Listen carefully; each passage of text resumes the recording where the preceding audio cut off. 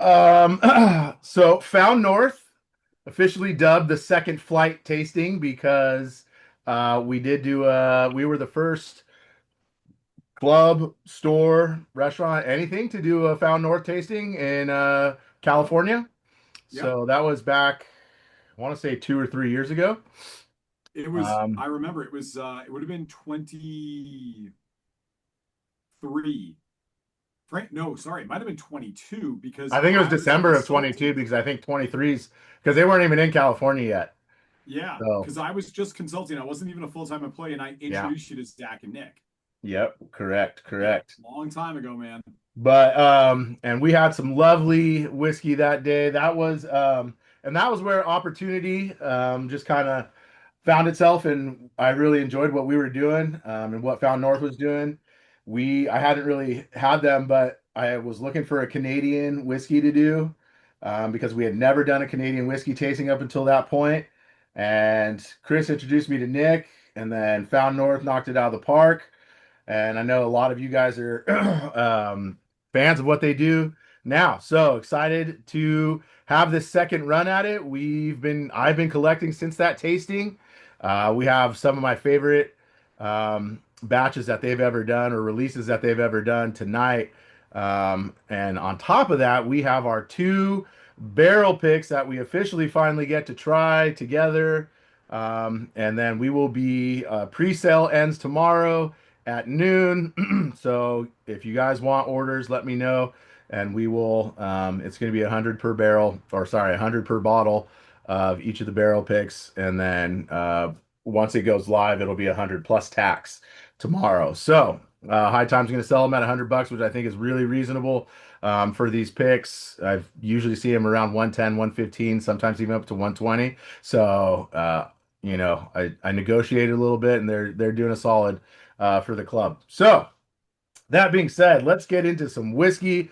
I'm super excited. We also have Chris Riesbeck here, my friend from back east, also now officially a Found North employee member. Chris, why don't you introduce yourself a little bit for those of us that don't know you? Yeah, so I'm Chris Reesbeck, as Nando obviously said. I'm one of the partners here at Found North. I'm also our VP of marketing and sales. I'm a it's funny, I'm not sure I really appreciated this until the last couple of years, but I am at this point now considered a senior statesman, I think, in the industry. I'm on my 20th year now in the wine and spirits industry. I've worked in whiskey now for 16 years exclusively, which it's funny, I've gone through every permutation of the whiskey industry, right? I started my career in Scotch whiskey. I worked for a little independent bottler called Gordon MacPhail, did that for a number of years. And then I was brought over to Westland Distillery, which is an American single malt producer out of Seattle. I spent a small amount of time actually building a startup that was sold to a Scotch whiskey company called the Scotch Malt Whiskey Society, which is a pretty big independent bottler over there. And then for a very short while was the chief commercial officer of Barrel Craft Spirits, and left there to join up here at Found North. So I've uh, I've done Scotch whiskey, I've done American whiskey, I've done American single malt, and now I've done Canadian whiskey, which means that, like, if I get picked up by a Japanese firm to do single malt or African firm to do African whiskeys, I'll have effectively hit just about everything on the potential bingo card that exists within the whiskey universe. Hey, I hear Um, three ships is looking, so Dude, don't threaten me with a good time. I drank many a bottle of Three Ships from James Sedgwick Distillery on my honeymoon in South Africa. So oh that yeah, actually doesn't sound like I the love worst thing three in the world. ships. I'd be game for that. But more than anything, I'm really excited about what we're doing at Found North, and hopefully by the end of this, you guys will have a fairly similar feeling for what we're doing. It's always interesting because when we have these meetings and the ability to taste through a lot of our whiskey, and you've got a really good cross section of what we've made as a brand to date, um, it's not lost on me that if if Found North wasn't a known thing, and Nando came to you and said, "Hey, you want to drink a bunch of expensive Canadian whiskey?" I'd imagine that a majority of you would probably be like, "No, I think I'd rather go to the dentist office today and like get a routine cleaning," which, it's a real shame. And I won't belabor the introduction of like Canadian whiskey and sort of its importance, but like it is worth pointing out that for many decades, Canadian whiskey was not only king of the hill, but king of like everyone's hill. If you look at the volume of Canadian whiskey that is sold sort of broadly across the world, Canadian whiskey is by a million miles one of the largest categories out there that exist.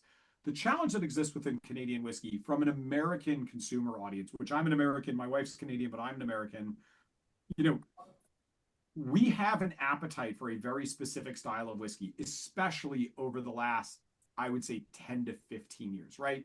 In the last certain number of years, the appetite for cask strength, noticeable oak, older age statement whiskey has really sort of exploded. And that's great. The challenge is for Canadian producers, that's not what they are known for. If you think about it, if you've got $1 trillion a year industry that's making light, sweet, clean, blending style whiskey that's meant to be sort of consumed like Diet Coke, it's very difficult to convince the powers to be that what we should be doing is avoiding that and actually making sort of like ultra upmarket, high age statement whiskeys. Because to a degree, even if you're successful with those things, the potential audience for those types of releases is incredibly small in the grand scheme of things. So this company was started by two brothers, Zach and Nick Taylor. Obviously, Nando was alluding to the fact that Nick did the first one of these. What is really sort of compelling is that Nick has been a buyer in the whiskey industry for a very long time. Ryan Gabotti, who's from the East Coast as well, will know Nick was a buyer at a retail store called Gordon's Wine and Spirits, which for a very long time would have been considered one of the sort of the best single malt Scotch whiskey stores in the country. Really a genuinely exciting location when it came to Scotch whiskey. And he managed the entirety of that program. And when he left Gordon's, they started a sort of brand education firm, him and his brother. And ironically, we hired them at Westland to do a lot of work for us across the Northeast. But he had always had an aspiration for sort of owning his own thing, and obviously not having many rich dead uncles that would leave him hundreds of millions of dollars to develop his own distillery. One of the things they were thinking about was, well, what if we wanted to be a blender? What if we wanted to do our own brand? Well, this would have been about 2020. The challenge with that is in 2020, you've got a ton of producers that are buying up as much bulk whiskey that exists within the Americas, and they're paying outlandish prices. I mean, $2,000 for a 4 or 5-year-old cask of whiskey, which, not that I'm going to get deeply into the economics of whiskey, but just to put in perspective, if you're buying a barrel of 4-year-old bourbon for that price, in order to make $1 on it, like legitimately $1, you are going to be selling that stuff for like $99 a bottle, which is incredibly challenging in how competitive the American non-distilling producer scene is. So one of the things they were looking for was, well, how could we break into that space, but not necessarily using the same liquid? And Zach at the time was at Whiskey Live Paris and met a guy who worked at a facility up there and basically had a conversation along the lines of like, well, what would it look like if we wanted to buy whiskey, right? If we wanted to buy bulk from you and make this. And the reason that this is so meaningful is because that producer was in Canada. If you know nothing about Canadian whiskey, here are the very basic things to understand. Canadian producers work with all of the same cereal grains that American distilleries work with that make bourbon. The very critical and frankly singular difference that really exists is that instead of blending the grains prior to fermentation and distillation, they distill each of the grains individually and then blend the distillates to develop complexity. So when you buy a bottle of, I'll use Crown Royal as an example, right? Crown Royal is going to have some measure of corn whiskeys, some measure of rye whiskeys, and they're going to blend those as distillates, typically mature distillates, and then release that as an XYZ number of years old product. And that works really well for them, right? And the reason that Canadian distillers believe in that is a functional difference in the way that the Canadian distillery industry works versus the American distillery industry works. At an American distillery, and forgive me, I recognize this is going to sound like an absurd oversimplification, but it's very important to understand, is that in America, one distillery equals one brand. It's almost exactly a one-to-one correlation. The only difference would be two facilities of real note. one of which is MGP, Midwestern Grain Product, which is based out of Indiana, that you, as most of you know, sells to a tremendous number of non-distilling producers across the marketplace. And then I would argue the Barton Distillery in Kentucky that obviously sells to a number of other facilities as well. But for the most part, and I'm sure you guys can think of a variety of examples and local to you that are distilleries, that distillery exists to make distillate that goes into their brand, right? Their distillery is their brand. The challenge with that is that a lot of the very specific sort of like rules and regulations that exist around American whiskey act as a funnel. Now, in the case of American whiskey, their argument would be is that those regulations create a higher general quality level across the whiskey that exists. And I think, frankly, it would be fair to say that the lowest end American whiskeys that are in the market that are bourbons are probably, from a quality perspective, likely better than the lowest end Canadian whiskeys that exist in the market, because there is a level of criteria between the type of grain you can use, the distillation strengths you can distill to, the type of wood that it needs to go into, that ensures that it's going to have at least some level of quality, sort of forcing it into a grid or into a box. Where you get into trouble with that is when you start working with really old distillate from Canada, where you say, well, no, we didn't have to follow these rules. We didn't have to mature things in new white American oak, which I'm sure all of you can appreciate. You've tasted a whiskey that has too much of an oak influence. That's very much a challenge in America, because you have to mature a whiskey for a very long time to frankly sort of balance out the oak. Oak has this really interesting sort of maturation curve where in the beginning, whiskeys tend to pick up a lot of hemicellulose and wood sugars fairly quickly. And then it sort of goes stagnant for a bit. And then over time, it will actually consume those things in the process of maturation. So if you pull a whiskey really early, you're going to get a lot of soft, creamy, sweet things. But if you pull it in that sort of like wonky middle age portion of its life, you're going to get quite a bit of tannin, because you've extracted a load of tannin from the barrel, but you've not let it sit long enough in casks to actually degrade that tannin, so you get a lot of the sort of softer, sweeter things to come through again. Canadian whiskey doesn't have any of that regulation.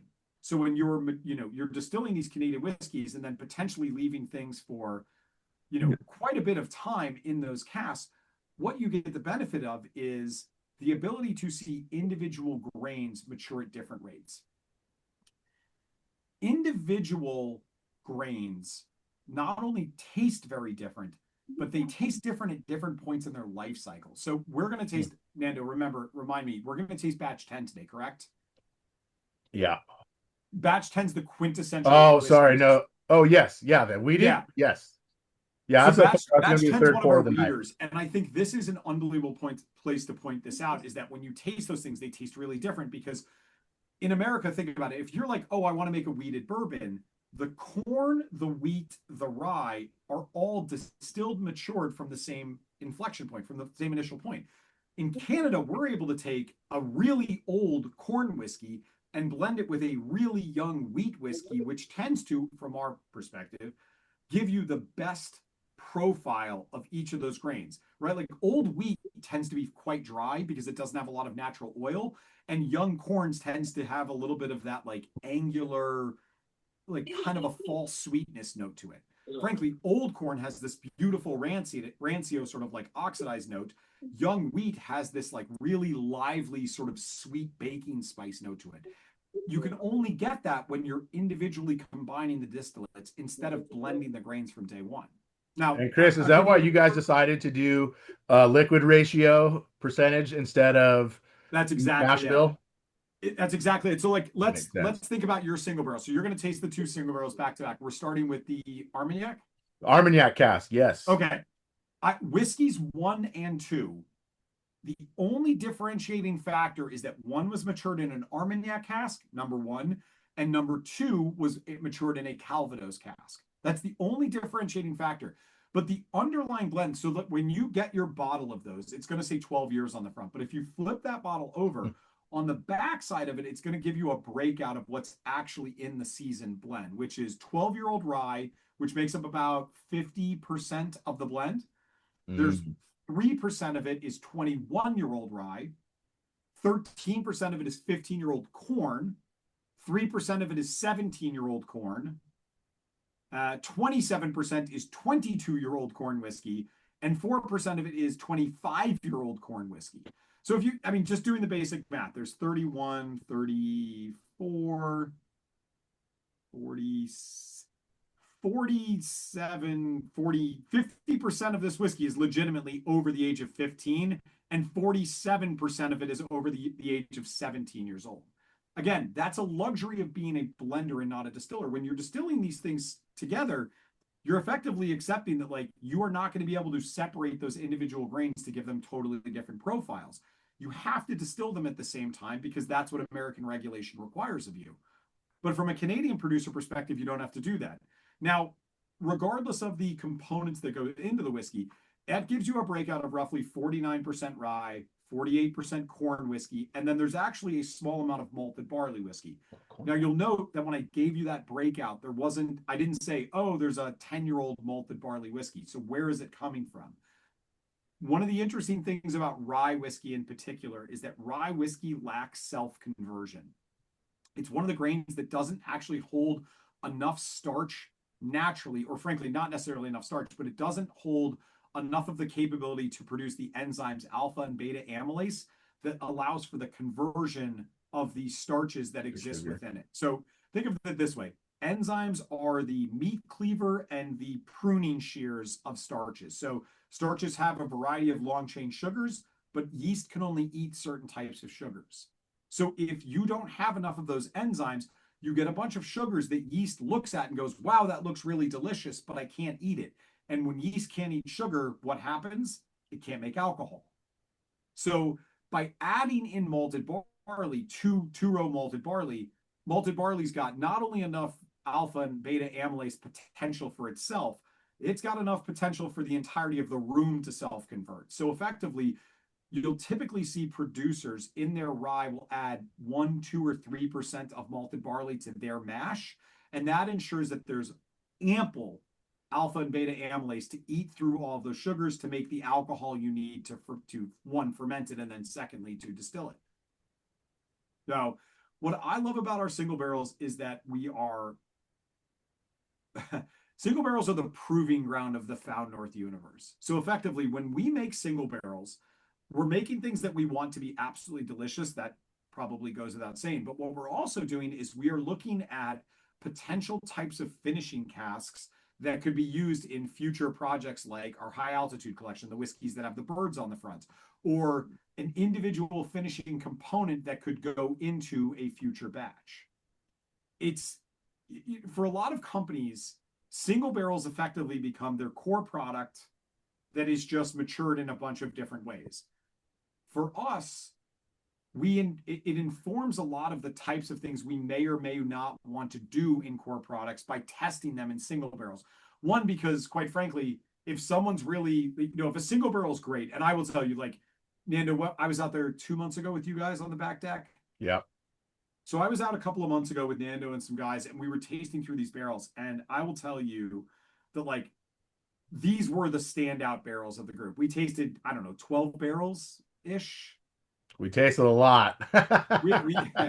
Fair, touche.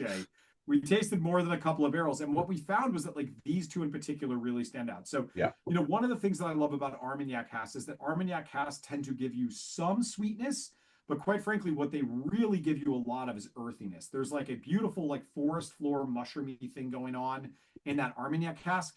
It's, to me, Armagnac casks almost always give you a very savory influence to the whiskey, which in this moment in the whiskey industry where things tend to be getting sweeter and sweeter and sweeter because people are looking for fullness on the palate, it's really easy to lose sight of the fact that savoriness is actually one of the things that your body's most inclined to like immediately make your mouth water to a degree.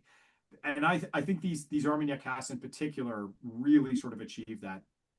A fun sort of side note is that before Zach and Nick started Found North, they actually were Armagnac importers working with a small brand called Domaine de Charonne, which, these aren't Charonne barrels. These are from a brokerage. We're not at the size yet where we are buying enough barrels to go to like an individual cognac or an Armagnac producer and say, hey, we need, 500 barrels. Typically, the way that we acquire barrels for single barrels finishing is we go to a large scale broker. We've been working with a couple of people in the US big company out in Louisville called Midwestern Barrel Products. And then we've started a relationship with a new company out in France, actually, that's got some really wildly. Nando, forgive me. When you just did that, I thought the whiskey was that color in the bottom. When No, you lifted up that glass and there's like a bright green bottom, I was like, what in the hell is in your glass? It's like no, ecto cooler. no. Glenn Cairn Holder There you go. or But koozie. yeah, we're working with a new company called Alter Oak. And, finishing whiskey is a very funny thing because I'll give you a personal experience. I Actually, buy Chris, can we whiskey. pause right there for a second? Let's Yeah, just talk about the single barrel real quick, sure. specifically.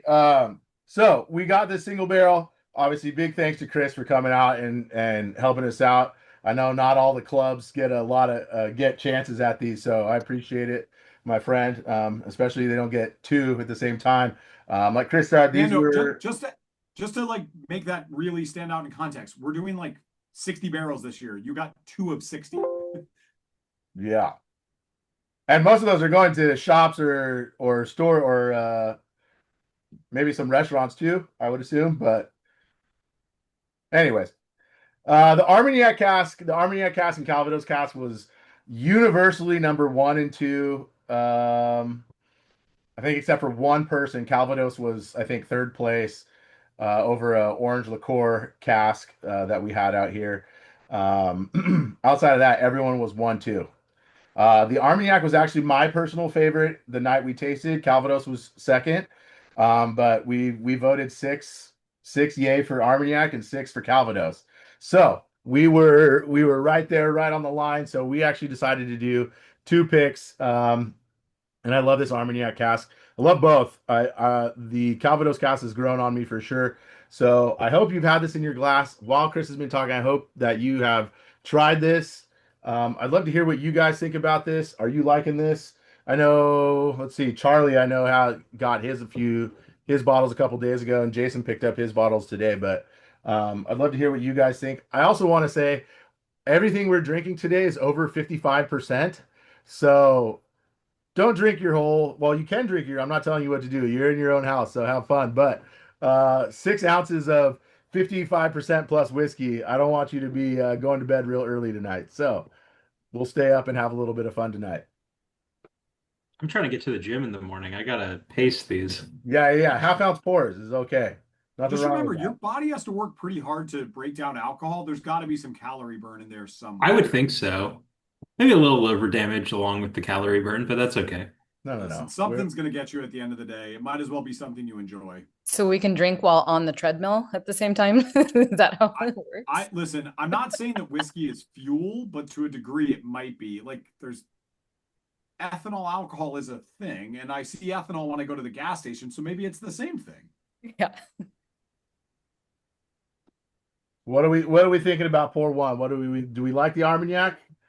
Because I don't think anyone else that was yeah, nobody else outside of Chris who was picked was is here right now. So, I Would you be was. able to go over the Excuse me, I components? was. sorry, Andy. Andy was, yeah. Jeez, Would you guys be able to go over left the Andy out of components the again? equation. This was the Yeah. Armagnac was one of my favorites when we tasted. Yeah, so the components are 49% rye, 48% corn, 3% malted barley, and like Chris said, the malted barley is coming from the rye component, really. Yep. It's a blend of 12, 21-year rye, and then 15, 17, 22, and 25-year corn. So obviously at cast strength, it's non-chill filtered, no additives, which is I know a lot of people, or maybe some people, at least those that know about Canadian. Chris, do you ever worry about getting barrels that have additional additives to them just because of the Canadian rules?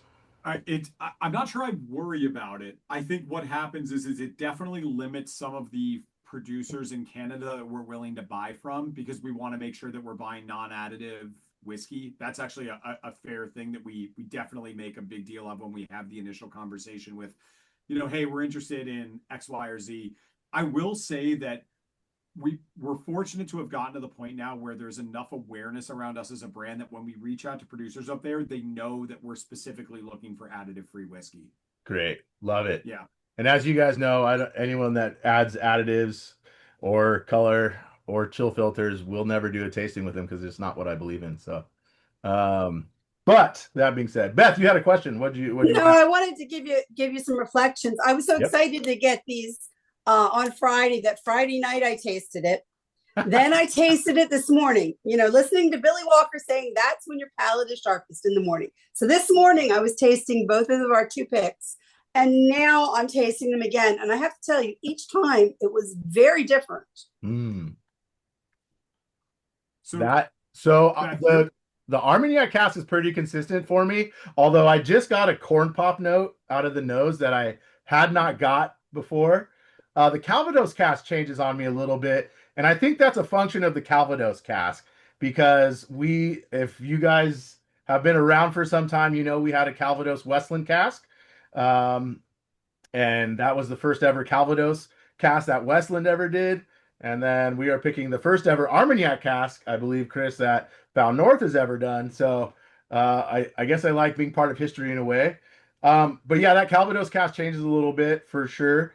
I think both are fun. The Calvados has actually improved for me since from when we tasted. I actually really that buttery note for me. Like I get big butter notes out of that, and sometimes I get a hint of like cotton candy on the nose. The Calvados improved for me. The Yeah. Armagnac, the very first time I tasted it, all I got was that earthy note that you're talking about.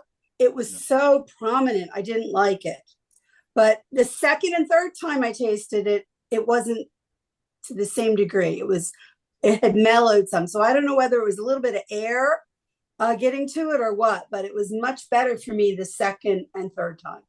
So Beth, Yeah, I will tell you right now, it was air, and there's a couple of reasons for that. So we are pretty technical in the way that we do our blending, and one of the things that we're very cognizant of is oxygen pickup, not only in the blending takes but in the aeration phase, which is pretty common during blending.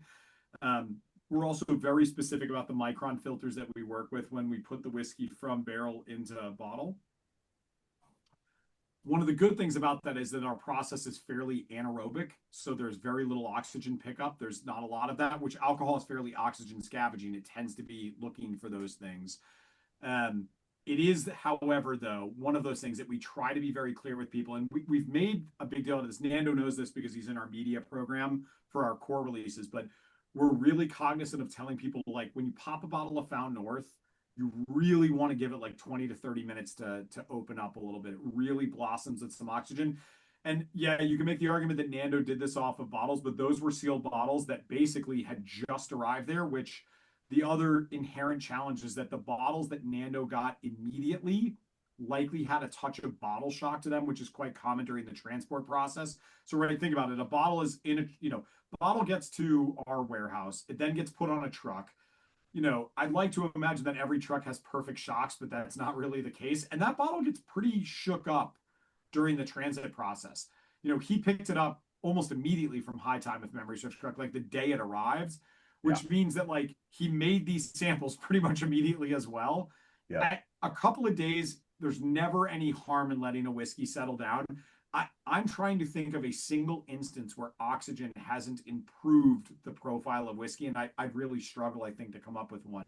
Whiskey tends to benefit from some level of breathing, not maybe to the degree that red wine does, because there's obviously less tannin remaining, sort of during the distillation process. But it is absolutely something worth doing. Is like when you open a bottle of any of the Found North whiskeys, I don't think there's any harm in, frankly, giving it a few minutes to sort of like really open up. And frankly, best thing you can do is like open a bottle, pour some into a glass, and then leave the top off your bottle as well. So you allow for a little bit of that oxygen interchange, because it is going to make a pretty significant difference to the whiskey. Anybody else on the Armagnac cast before we move to Calvados? Enjoying it? I hope we're enjoying it. I kind of got it on the nose and the palate, but like almost that like fruit leathery kind of flavor was really what shined through for me. Nando and I were talking about this before we jumped on, but there is a note that exists in Armagnac barrels in particular. That is, I know you guys are a pretty big malt club, and obviously single malt's pretty near and dear to my heart. It's very evocative of Strathyla, which I tend to find has a very leathery, fruity, leathery, earthy thing across the board with most of those. Yeah, I get a big juicy like red fruit note in that. Like dried red fruits, it's just like it almost feels like you can bite into that. There's for sure a little bit earthiness, slightly tannic, a little palate drying in that mid palate. It's consistent across nose, palate, finish. Although in the finish I do get a little bit of like a maple syrup note, but I really like that. It's what I like in my whiskey. So that's why that was first place for me that night. Um, who's to say if we did it on a different night, I would maybe like something else, maybe. But I think we picked two great barrels. So let's get into that Calvados real quick, and then Chris, if you want to pick up where I interrupted you at, you can. Sorry. I'm not sure I'm going to remember exactly where we're Yeah, at specifically, all but good. here's what I'll say is that in this season, each season of single barrels tends to make up about 30 or 40 distinct single barrels. There were only three Calvados barrels, and there were five Armagnacs. And again, you guys literally execs picked before any wholesaler, any other retail in the country got offered stuff. So like, I made a promise to Nando a number of years ago that like he would get first draw, and he legitimately got first draw at these, which I think these are just so fun.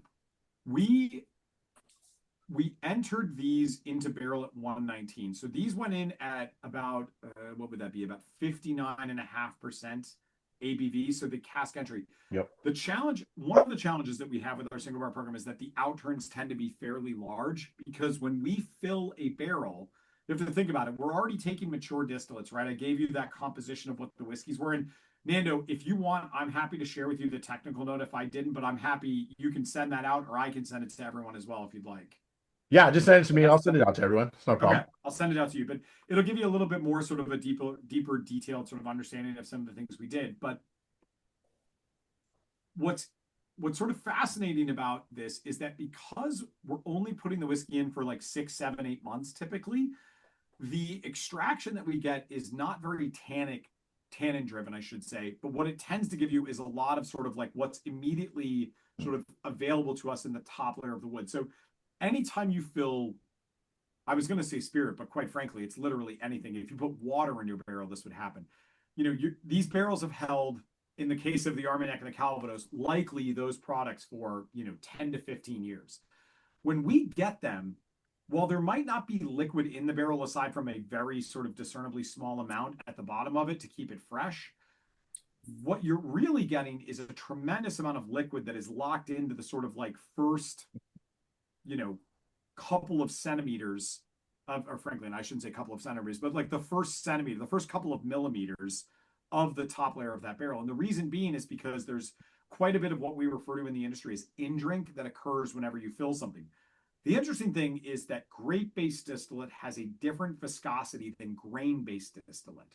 So when you fill a grape-based distillate like Armagnac or an apple-based distillate like Calvados that are quite a bit sort of more viscous comparatively to something like a grain-based distillate like whiskey, when that whiskey goes into it, it's very easy for it to penetrate the sort of interior lining of that wood.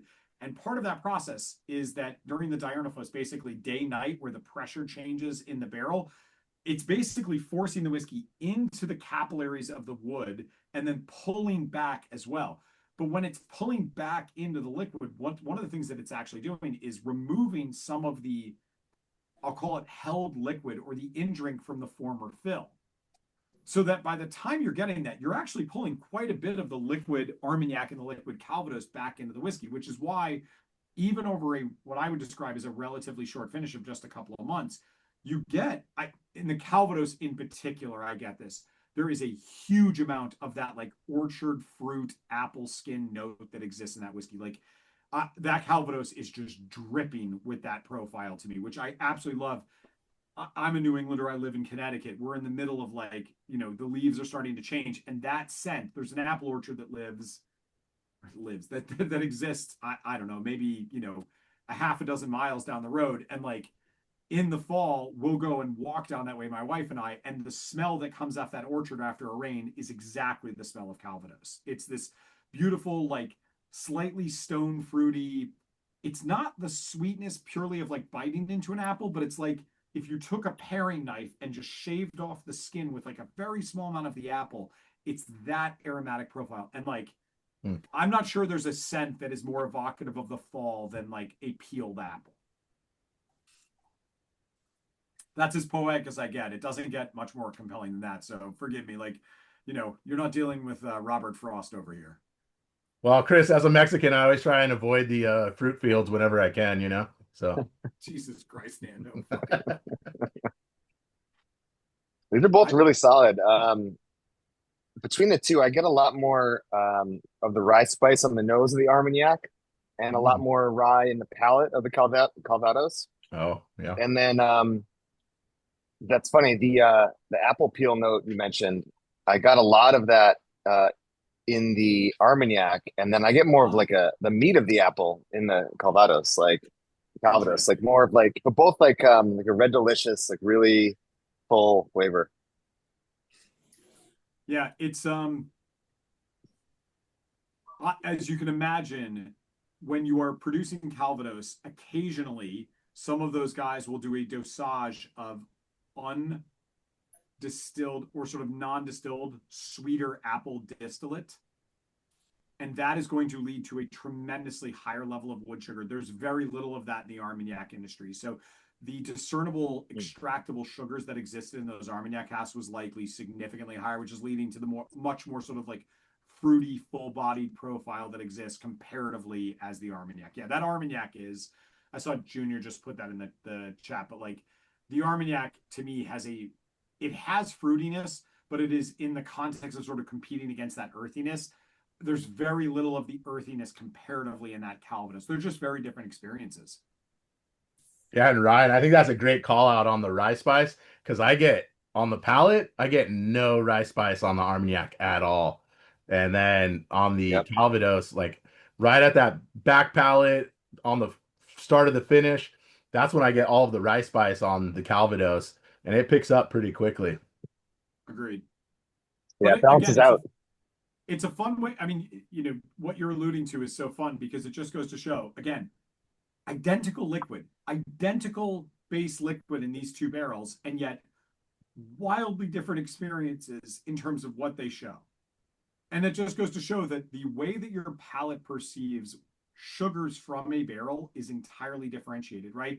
My assumption is that in the Armagnac, the earthiness is masking some of the spiciness that exists on the rye. Whereas in the Calvados barrel, there's not a lot of natural spiciness to Calvados. So the rye is the thing that is showing up there instead of earthiness.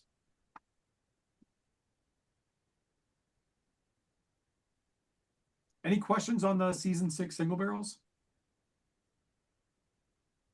I really liked the Calvados. I mean, both of them were delicious, but I think the first Calvados I ever had was actually funny with the Westland Calvados, which I still have a tiny bit of. So I tried a little bit of that on the back end just to kind of see like where the through line was with the Calvados. But yeah, I don't know.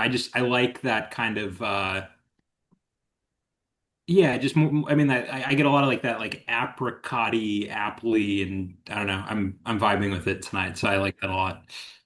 If you come out of this going like, oh, I need to try more Calvados, there's a number of great producers, but Groult, Groult, is one of my absolute favorites. I think they make stunning Calvados, like Calvados that is legitimately worth seeking out and trying, and stuff should be available in the US. Cool. Yeah, good picks, Nando. I think you're right that it really the Calvados really impacts as you go into the finish. I think the finish on the Calvados is much more interesting. The other is excellent. I would not reject either of them. I'm just saying the Calvados gives it that finish is quite something. Mel, to that point, I think it's beautiful that both of these are so different. And being the same base liquid, like Chris said, like it's pretty crazy how different these are. And I thought that was what was fun about it, that we were going to do two, because and I knew people were going to have preferences of one over the other because they are so different, you know? And like I said, this Calvados has grown on me over um, time too because I get a lot more of the buttery sweetness to it. The funny thing is I'm not getting a ton of like the big butter notes that I was getting on a fresh palate, but um, I think both are great and I think they're both, but they're different for sure. So, For sure. And again, and I'd argue that that is exactly what you should expect out of a single barrel program, right? For any producer. sure. One of the funny things to me is that when you'll see like a lot of non-distilling producers that are blenders that'll do single barrel programs, and then they'll release single barrels in sort of a block, but none of them will be the same base blend. And it's like, well, how are you getting to appreciate what the underlying blend of the whiskey is, which you really can't do unless you're releasing things that are all relatively similar at a core component level, and then simply the finishing is the variable. People do this all the time in this industry where they'll tell you about a single variable and they'll go, oh, this is different. But then when you actually do a little background work, you realize there's a mountain of variables. They were harvested on different days. They're wildly different ABVs. They're not the same core group of components blended together. So it's really difficult to appreciate. Like, I think what Ryan kind of pointed out is a really sort of fun way of looking at how does sweetness from cask impact the way that your palate perceives spiciness from grain. Because there's not really a spiciness in either Armagnac or Calvados as a liquid profile. I wouldn't argue that it would be Nando. I mean, you've certainly had as much of that stuff as I have. I'm not sure I would describe either Armagnac or Calvados as spicy in any way. So it's your palate's perception of how the rye layers in there that is giving you that. Which, again, I mean, in this I can think of like a handful of examples of people that got two barrels. But because Exec's got the opportunity to do two picks, it allows you to see that as a sort of like, oh, you're tasting these in context of the other, knowing that they're the same base liquid underneath. I find it quite funny because the next thing you're about to taste is so wildly differentiated from all of this that it's like, if you don't get like palate whiplash here, I'll be absolutely shocked. Yeah, well, we're throwing you all over the place right here for sure. Which, I'm very excited for the next pour. But if anyone has anything else on the either of the picks, throw it in the chat. Otherwise, we'll move on. But either way, I'm super excited to bring these to you guys. Big thank you to Chris and Found North for letting us grab these barrels. Very lucky to do that, or I feel lucky anyways. And so if you guys haven't grabbed bottles, just message me on the side if you want any. If not, that's okay too. They'll be on sale through at high time starting tomorrow. So, and then Junior had a little. Yeah, so he's pretty much just saying, echoing kind of what we said, that same base liquid, but they go different directions, right? So, yeah, and I think that's what's fun about the single barrel program. What I love most in whiskey is quite honestly the single barrels. It's not the core lineups that we do, but seeing what whiskey can do in single barrels, even when they're the exact same thing, sitting in the exact same place in the warehouse, and they taste completely different, right? Like I think that's kind of the beauty in whiskey and what can happen in wood, right? I think it's super cool. So, that being said, we're going to move on to batch 10, which is maybe, not even maybe, I'll say most likely to almost definitely my favorite weeded of this past year. Um, I love this whiskey. Not everyone did, but if you also love this, I have three backup bottles because I love this so much. So, one of these will go to you guys if anyone really, really wants a bottle. I don't mind giving one up for the group here. And at SRP, whatever that was, I'll talk to Chris after the tasting if you're interested. So let me know. But super excited for this one. So, Chris, why don't you take it away on batch 10 and tell us about it? So batch 10 would have come out, it would have been sort of mid to late summer of last year. We don't release any sort of core products. We don't have like a shelf stable item. Everything we do is sequential. There's like a new release every 90-ish days. We run through a lottery system for a majority of it. Batch 10 was I affectionately referred to as like the return of the weeder because in our early days we produced a product called batch 5 that was a weeded release. And what do I mean by that? Well, obviously I talked about the idea that we're working with a number of different types of components. So here we were working with 8-year-old weeded distillate that we had purchased and 23-year-old corn whiskey. And what's fascinating about that is, again, it's one of the genuinely unique things about working with Canadian whiskey is the ability to even do that, to have so massively differentiated in age individual components that you can blend together to create the profile of what most wheater American whiskeys are trying to achieve. I, wheat and corn, in terms of profile, they feel like they should be more aligned, but they're actually fairly difficult if you want to distill them together because wheat showcases really well young, but that it doesn't have a lot of natural oil, so it doesn't mature terribly well. It gets softer, but there's a point where it gets so soft that it's almost imperceptible as to what it is. It loses a lot of its natural character. Whereas if you blend it against a very old corn whiskey, in which in this case 23-year-old corn whiskey predominantly matured in ex-bourbon barrels, I'll see if I can get one out to Nando. I'll try to send out a sample of like just a singular component, very old corn whiskey. It is wild the flavor that old corn gets. Like for those of you that have spent any discernible amount of time in like rural areas that have farmland, when you go through a really hot summer day and it rains in a cornfield, and you're like in the sort of area, there is a smell that corn has that is like enormous. Andy's nodding her head. Like there's Cream a corn. really noticeable, like oxidized, earthy, but sweet note that exists. And it's not something that exists in young corn whiskey. Like it takes time to develop. And frankly, had the old corn distillate been matured in new American oak, it probably would have been completely overpowered by the wood sugar. But when it's matured in ex-bourbon, which already has a lot of its natural sweetness sort of knocked off, you're left with this like unbelievably deep character grain note that when you balance it against sort of the vibrancy and the richness of young wheat, it like legitimately is a whiskey that is significantly greater than the sum of its parts, right? Like if you were just to say like these two individual things and taste them side by side, you go, okay, these are both, it's like the most left-handed of compliments. It's like these are fine. But when you combine them, you're able to accentuate individual characteristics of both of them that just really, I mean, takes it to a completely different level.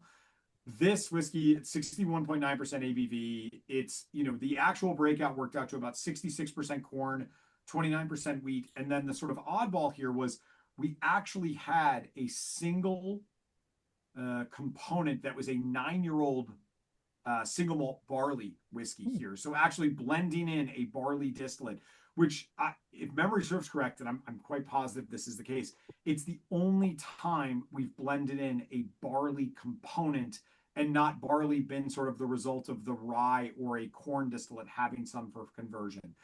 And I will tell you, you know, not that a single malt group needs to, you know, hear this from me, but boy, oh boy, single malt barley has a tremendous amount of character, right? Like barley has not only incredible character, but it plays so well with other grain types when in a blend. You know, barley gives you earthiness that is balanced with a tremendous amount of floral sweetness and a fruitiness, even when it's not matured in a finishing cask or in a sweeter style cask. I always find this fascinating.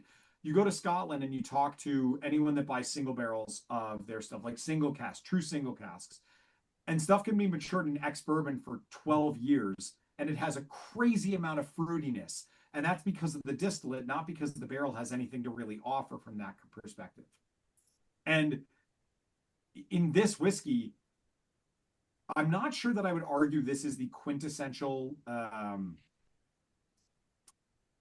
it's not the quintessential American wheater, right? Like the quintessential American wheater tends to be like, obviously quite a bit younger, even though this is an 8-year-old age statement. I think we did the math on this and like the derived age or the average age on this was like nearly 20 years old. It was a crazy comparative. But it doesn't have as heavy of an oak profile as I would argue most American wheated products have. So you really are able to appreciate more of the grain note that exists in there. You know, I'm not, the only thing I would say about this is I'm not sure it drinks its proof. I don't taste this and go, oh, that tastes like low 60s. To me, it drinks significantly lower than that comparatively.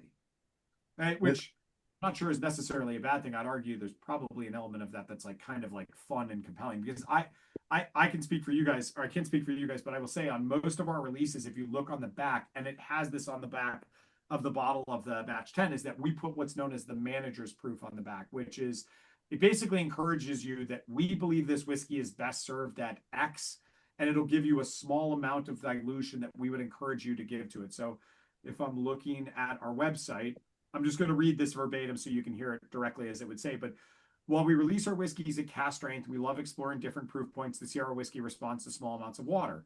As our production teams likes to say, this whiskey swims. That's terribly corny. I would even say that to Nick and Sam if they were here.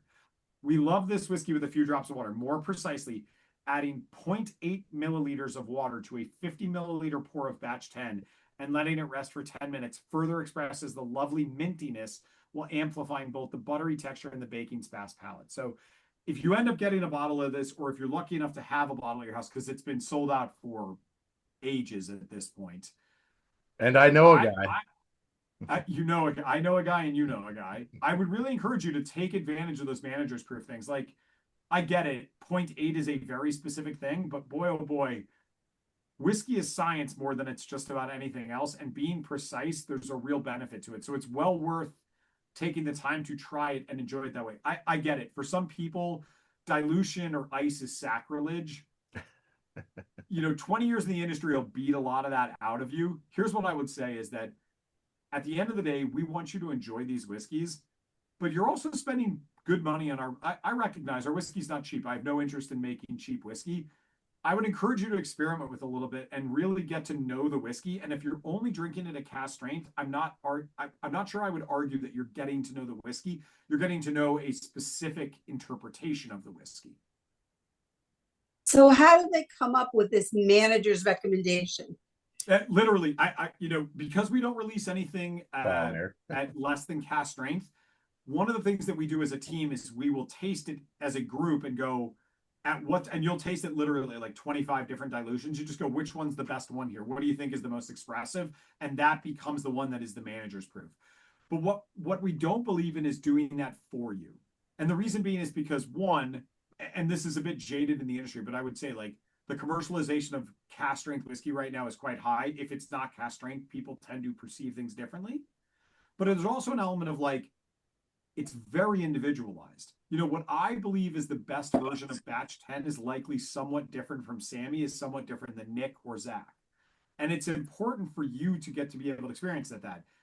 Typically, when we put the manager's proof on, it is the one that as a group, we came to the consensus that we believe showcases more or different things. But I think it's really worth it's very rare that there's a big difference between drinking whiskey and tasting whiskey, which I could do a whole diatribe on. I won't bore you with, but in the context of tasting whiskey, I think it's quite important to recognize that what you are trying to do is ascertain what is going on in the glass, not just simply feel the effect of what's going on in the glass. So when you sit down, grab an eyedropper, and everyone's got a handful of Glencairns at this point.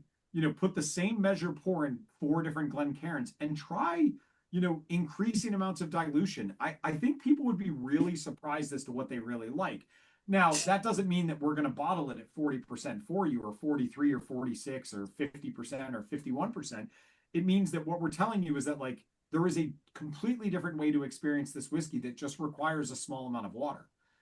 The interesting thing worth noting is like, we don't get into this because quite frankly, it's a bit of the weeds, but the types of water you use also will typically have a pretty significant impact. Like if you live in an area, and I can't speak to OC, but if you live in an area that has fluoride in your water, or you live in an area that's quite hard or quite soft water, it will absolutely change. And it will also change the potential effect of some of the heavier compounds precipitating out of the glass, which is super cool to see. And Chris, we got people from everywhere here. Okay. I didn't realize that. I thought most people from you OC, got excuse me. Orange County, LA, San Diego. You got East Coast. You got Utah. Who's my Texas. fellow East Coaster? Beth. Oh, Beth, where are you from? Delaware. That counts. It's mid-Atlantic, but it's East Coast nonetheless. But yeah, I mean, Beth, if you sent a sample of your tap water to Nando, and Nando, you sent a sample of yours to Beth, they're going to taste different. Now, some people are hypersensitive to it and some people aren't, but it will absolutely make a difference to the whiskey when you do the dilution. So like I tend to, when I'm really trying to just do notes of a whiskey, I will use distilled water because effectively it is inert as much as humanly possible. Or in a perfect world, Good you would call. get RO if About it's that. available to you.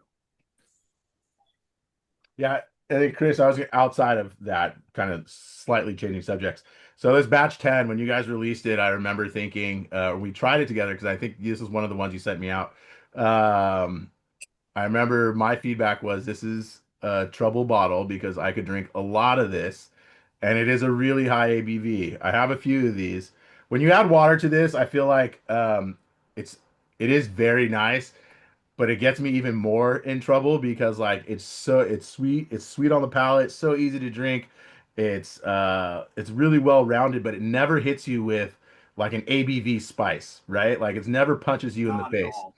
And those are the ones that get me in trouble. And I love this bottle. So I'm glad I got a little bit left. Well, I got another bottle or two too. But some of you are gonna hate me because this was I think as you said, this was the second weeded bourbon that you guys have done, right? It Ba- was. The Batch batch five was the five first, was the original one. So my which I initial will tell you, plan.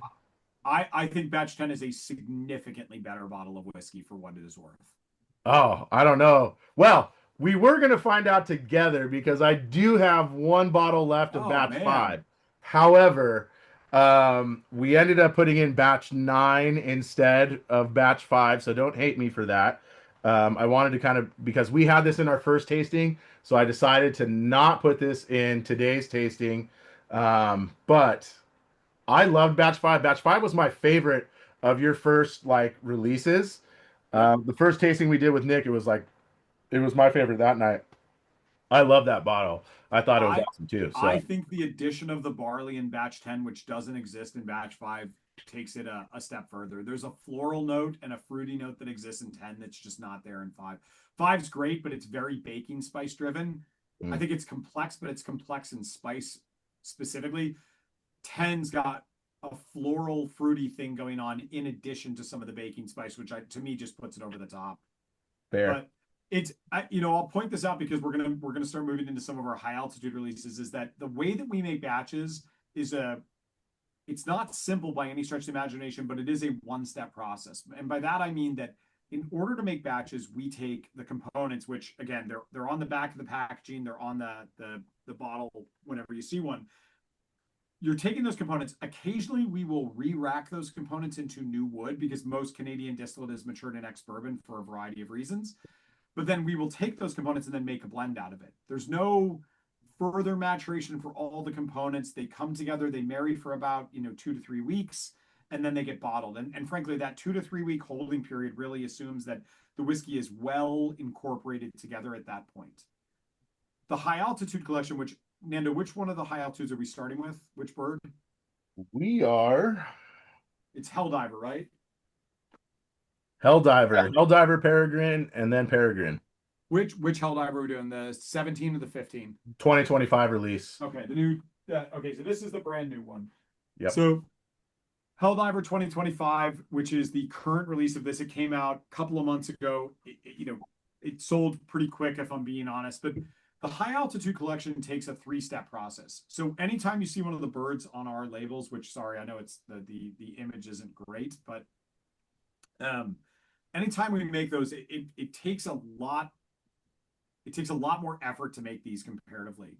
The reason for that is that we start off by taking the individual components that we buy from distilleries up in Canada and we make a blend. That blend then gets re-racked after it's been homogenized for about a month into a couple of different finishing cast types. So in Helldiver, the finishing regimen in Helldiver is sherry, cognac, and air-dried new white American oak. So for the sake of argument, let's say we had 100 barrels worth of liquid goes into those finishing casks, each of them getting a different type of finishing cask. So in this, I'll use round numbers, but let's say 70% went into sherry, 20% into cognac, and 10% into new wood. Nick and Sammy then will go and blend after 6 to 12 months of that extended maturation. They'll blend from just those finishing casks, of which frankly, not nearly all of them make it into the final selection. So you're really getting to the point where you're saying like, okay, these things are undergoing some level of complexity during the further maturation, but then accepting that like not all of the barrels are going to be either on style for what we are trying to achieve in the final blend, or sometimes we've had this occasion where like this barrel is too good to bottle onto its own. Like, let's hold this aside and just figure out what we want to do with it long term. Because at the end of the day, what you're trying to do is build a profile. Like, has anyone tasted the first flight of Helldiver that came out in 23? Most of us have it got it in an add-on here. So Okay. So the original Helldiver that we released, I want to say that was like May-ish of last year. That whiskey utilized the same components. It was only a 15-year-old core blend, but it has, I would argue, significantly less spiciness than the 17-year-old edition that you have in front of you. And one of the reasons was that we found that for some reason the sherry casks of the first flight edition just were way more resinous. They were way oilier. They just gave a lot more of that fullness. Whereas the 17, one of the things that I think, frankly, people tend to like more about the 25 edition, which is what you guys got in your kits, is that the 25 feels like a much more complex whiskey because of the addition of the spiciness that exists. Again, it's very well layered for sure. Yeah. I certainly appreciate you saying that, Nando, because like we spend a lot of time and energy in making sure that the components and frankly the finishes incorporate well. One of the huge challenges of finishing whiskey is that oftentimes what you're left with is whiskey plus a finish, where it feels like they're not actually grooved together, but it's like one is sitting on top of the other. And Nando and a few others have heard me talk about this before, but like I think it's one of the downfalls of the finished whiskey era that we are in right now with a majority of producers that like they're so eager to put out a whiskey with one of the new sort of like cool finishes that exist like right in the moment, that they will oftentimes not think about, well, did this finish actually take the core distillate well and incorporate to make one sort of homogenized profile? I know it's a semantics thing, but there's a big difference between finished whiskey and whiskey plus a finish. And there's certainly a difference in the way that your palate perceives those two things going on.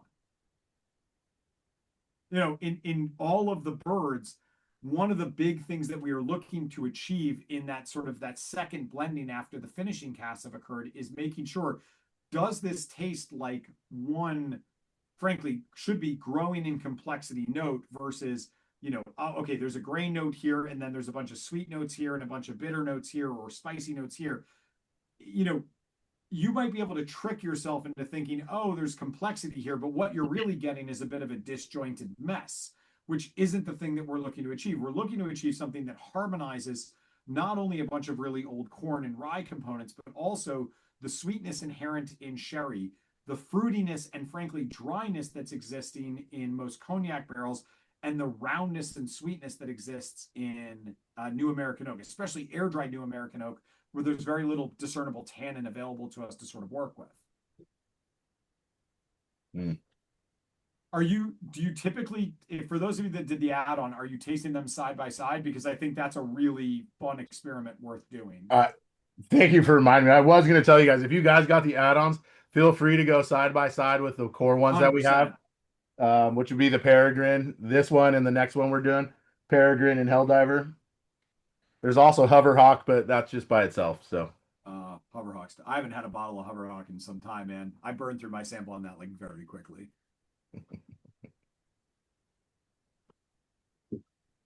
They're all good. We still got a little bit around here. I'll save you some. Nice.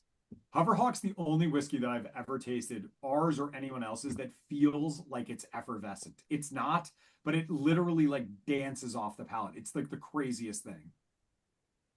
Is that why you called it Hoverhawk? Sorry? Is that why the name was Hoverhawk? It's so funny. We had identified the name Hoverhawk prior to that. And if I'm being honest, and this is sort of like a fun inside baseball thing, that Hoverhawk was never meant to be Muscatel cask finished.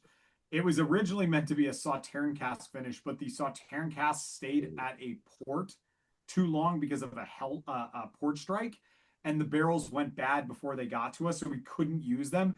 So like I remember like frantically calling a buddy in Spain being like, do you have anything? And he's like, well, I've got some Muscatel. Like, would you be interested in that?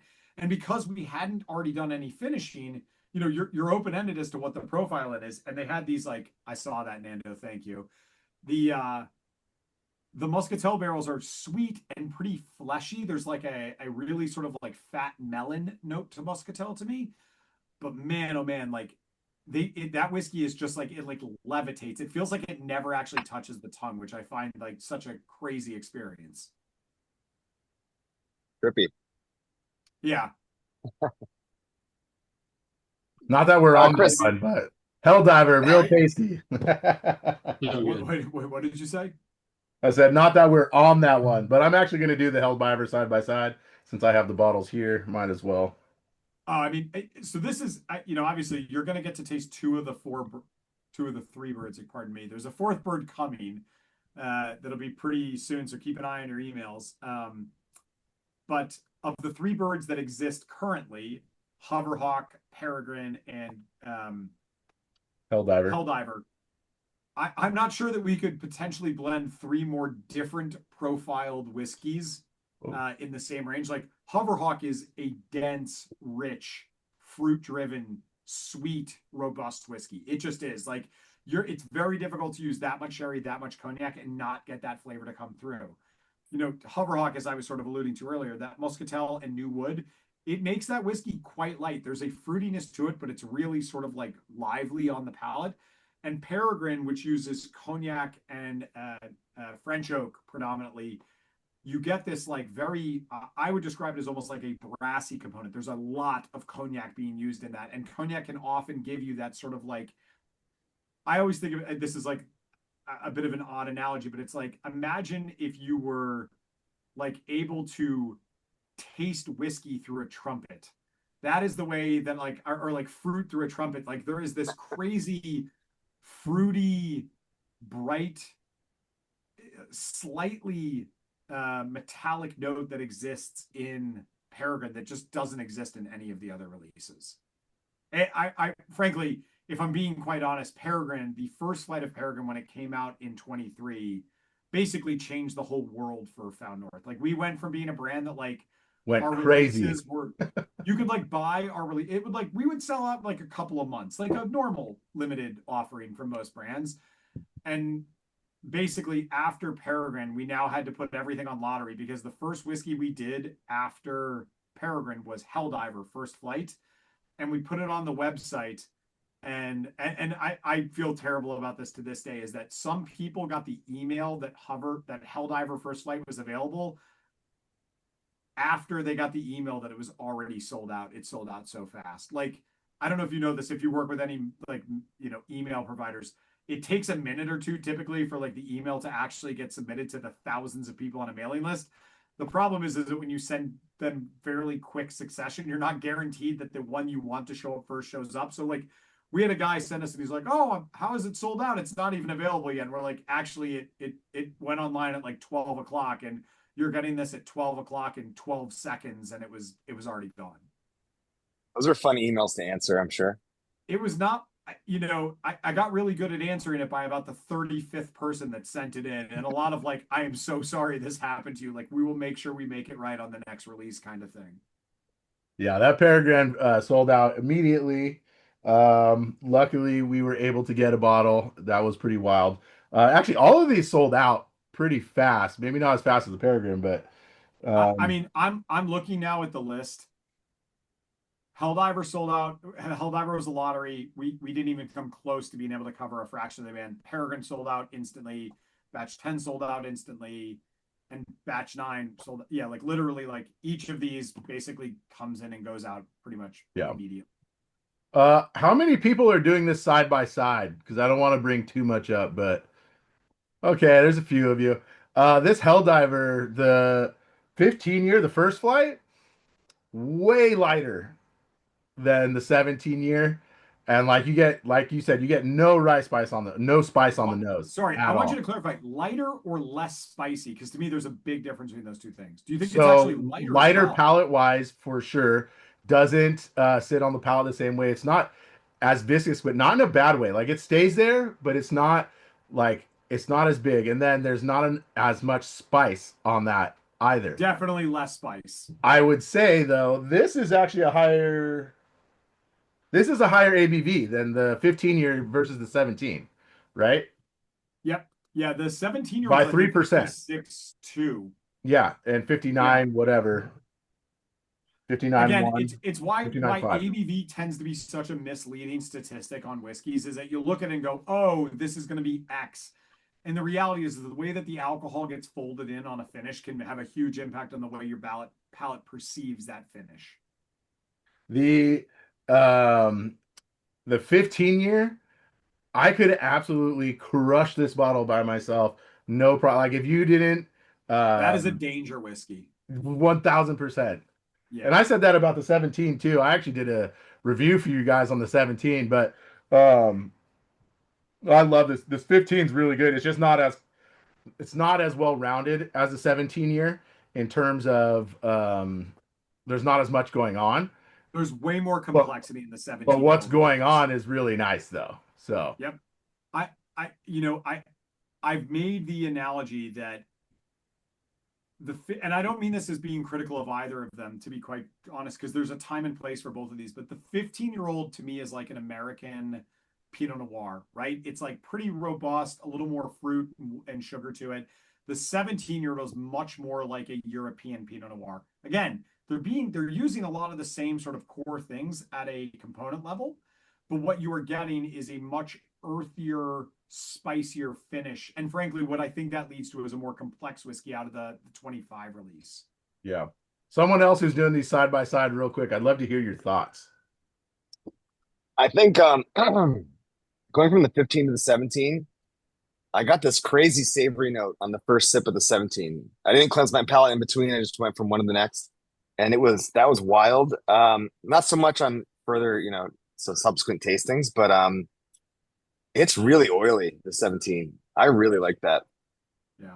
Sorry, which one's the add-on, the 17 or the 15? 15. 15's the add-on. Okay, thanks. I would say the 17 year also got sweeter after I had taken a sip of the 15. And then the 15, after I had the 17, got a little bit of spice to it, but I think that's because of the remnants, but it's interesting.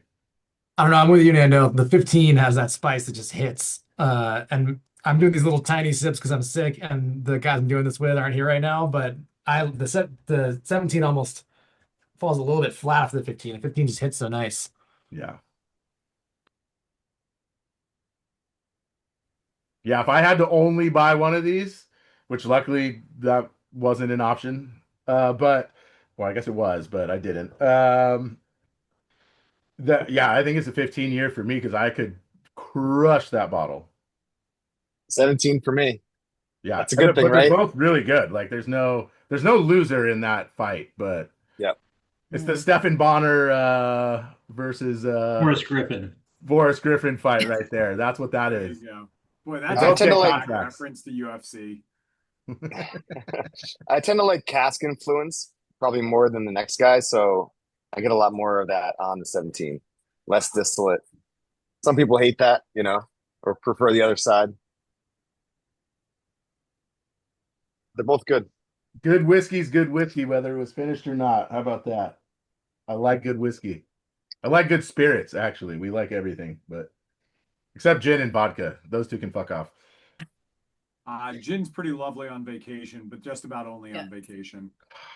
In a cocktail, maybe, but like... Fair enough. Yeah, gin is definitely one of those things that I tend to think benefits from a little bit of tonic and lime and a lot of sunshine.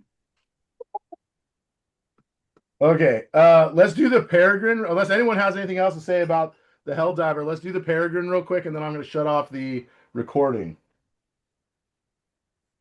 Uh-oh. Who's that? This is like very Big Brother and Big Brother After Dark. There's like the naughty version. Like, what happens after the thing goes off? I'm a little curious. You don't want to know, Chris. Okay, fair enough. Yeah, you're not old enough.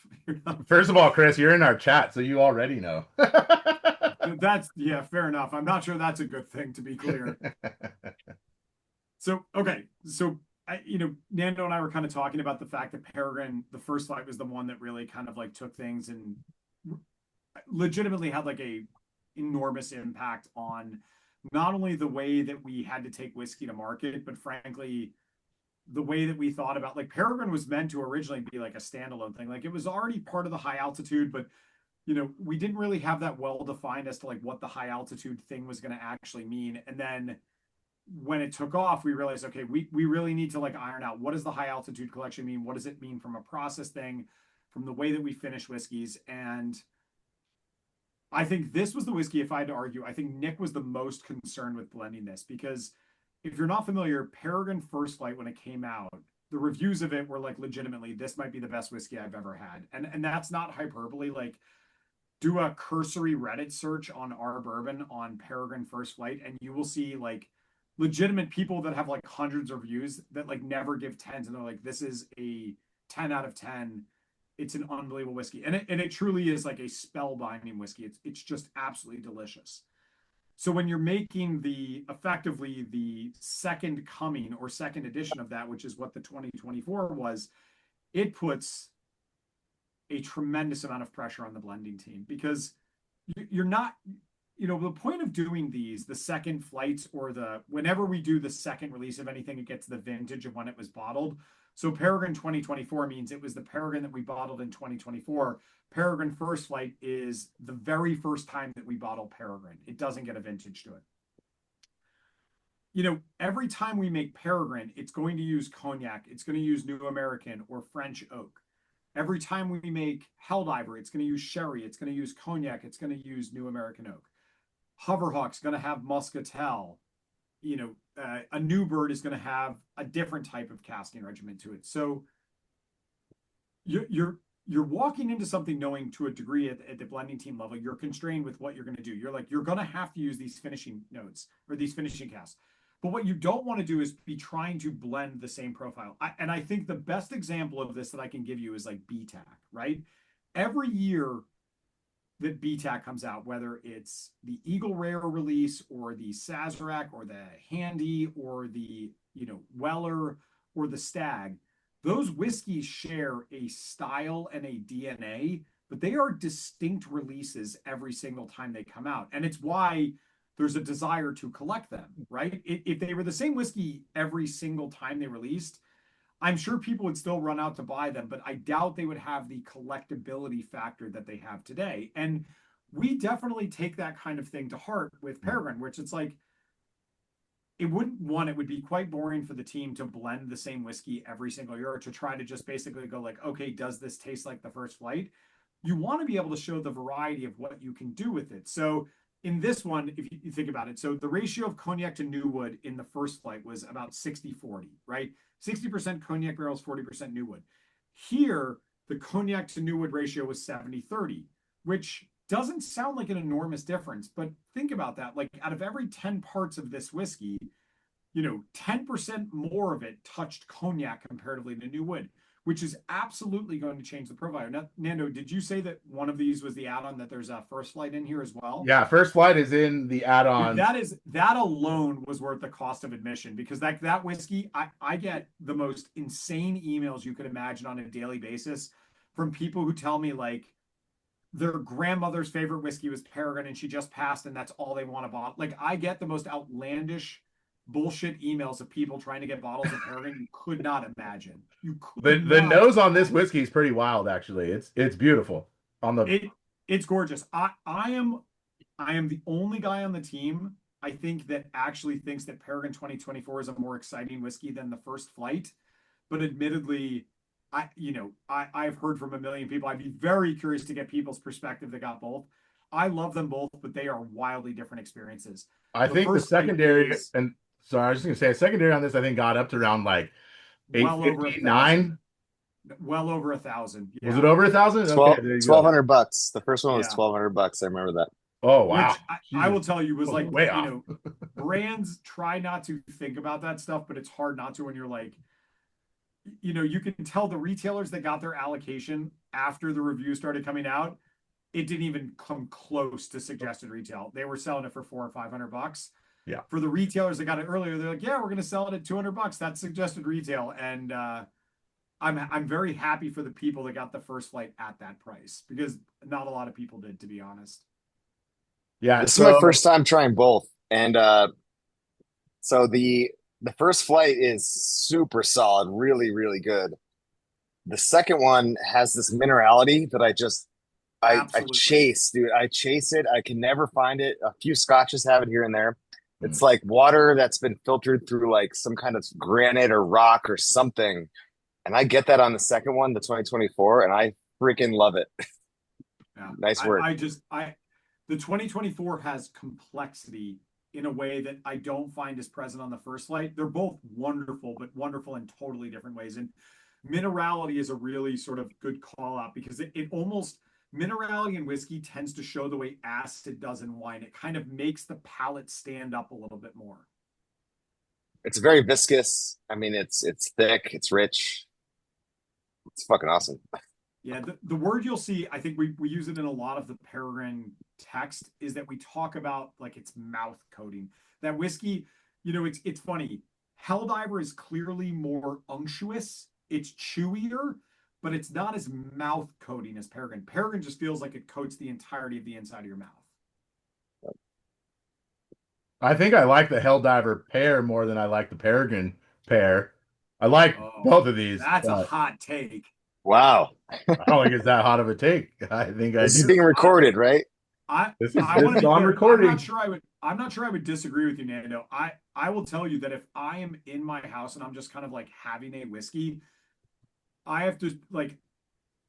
So we obviously, because we're partners, we get whiskey pretty much whenever we want. But occasionally, I will buy an extra case or two because I want to give it out to like family and friends. I have drank through a tremendous amount of Helldiver, like an embarrassing amount of Helldiver, to be totally transparent with you.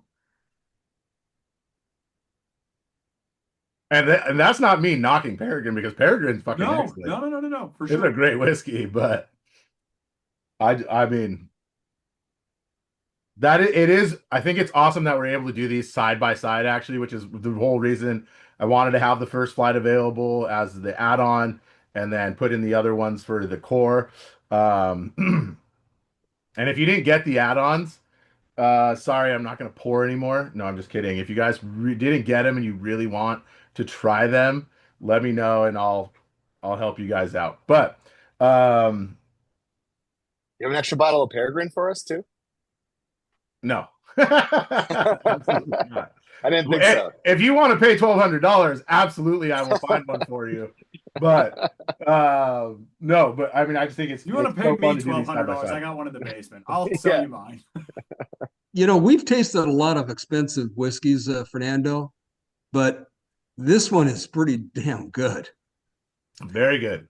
And Very that's good. why we wanted to partner with Found North to do a barrel, like obviously do the barrels, but just to do this tasting because I've been collecting since literally the first tasting, and you could like I think the people that are like kind of your kind of people, and you know that they really chase quality over quantity.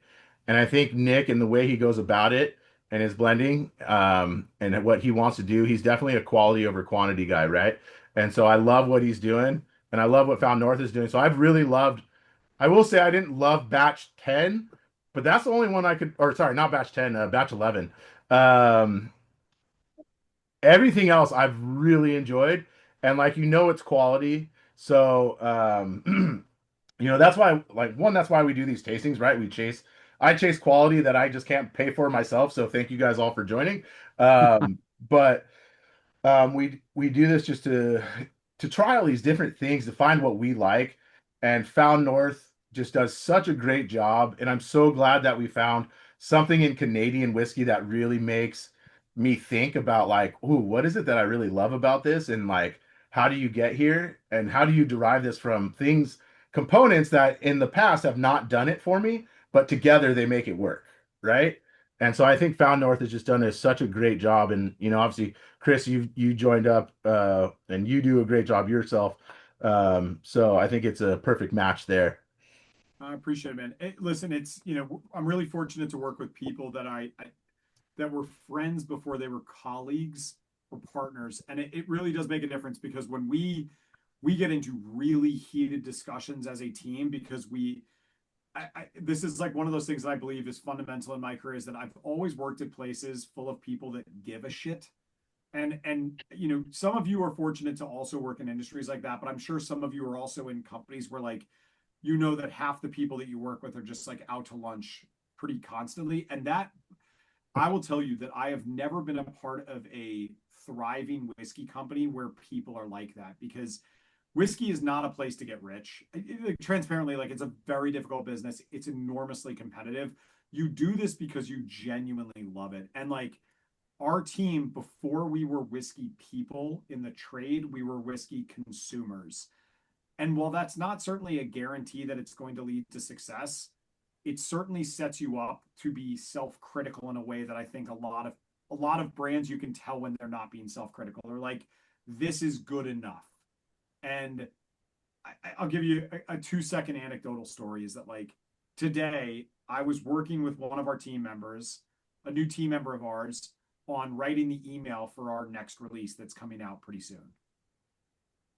We spent a little over 60 minutes on 7 lines of text to make sure that it is conveyed the way that we believe that we want it to, because we're now at the point where there are enough people that have been fans of ours that we want to be able to appreciate them and respect their sort of knowledge of our processes and the way that we do things, that like says, hey, don't worry about this if you've done X, Y, or Z. But for those of you that are new and this is your first Found North release, like here's some good things for you to learn. And that sounds like an insanely easy, simple thing to do in an email.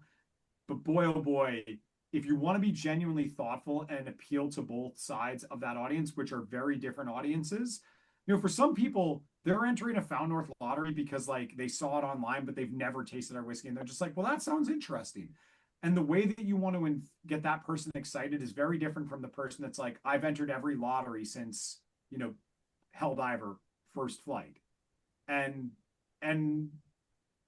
that thoughtfulness is extended to do every facet of what we do, the whiskey making, the packaging, the way that we do these things, who we decide to partner with, who we offer single barrels to. Like, you know, Nando is not just some, we wouldn't have sold Nando whiskey if he was just some guy that had money. That's not the point. We don't need someone's money. What we need are people that give a shit and care about what we are doing and want to share that. And I've been fortunate to know Nando for going on almost 10 years now. Been a while, for It's sure. been a while. And those sort of relationships really do mean something in an industry that takes time. I mean, it's very easy to lose sight of the fact that like the whiskeys that you've just tasted sequentially were, you know, if you had both of them, you tasted a 15-year-old, a 17-year-old, a 20-year-old, and a 21-year-old. Like those whiskeys have been here a long time. They took a long time to get to you. You know, it's very rare that like something that is instantaneous can convey a sense of real long-term value. And I'd like to believe that our whiskeys do that. And they do, Chris. And I will say, good thing, because I actually don't have any money. It might look like it, but I don't. So, you know, thank you for offering these to us. I am going to stop the recording right here, and we'll say goodbye to everyone watching this on YouTube. Cheers.